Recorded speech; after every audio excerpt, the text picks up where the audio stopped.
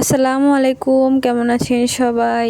আজকে আপনাদের সাথে শেয়ার করব ছাগলের পা, খাসির পা, গরুর পা, যে কোনো কিছুর পা আপনারা কীভাবে রান্না করবেন সেই রেসিপিটা শেয়ার করব। তো এখানে সরিষার তেল নিয়েছি, তারপর দিয়েছি এলাচ, দারচিনি, তেজপাতা এবং দিয়েছি পেঁয়াজ রসুন বাটা। আমি পেঁয়াজ রসুন আদা বাটা করে এখানে দিয়ে দিয়েছি। তারপর বাদামি রং করে খুব ভালো করে নেড়েচেড়ে ভেজে নিতে হবে। ভালো করে ভাজা হয়ে গেলে দিয়ে দিতে হবে পরিমাণ মতো পানি। আমি এখানে অল্প একটু পানি ব্যবহার করছি। পানিটা ফুটে এলে দেবো ধনিয়ার গুঁড়া, হলুদের গুঁড়া, এরপর দেব মরিচের গুঁড়া।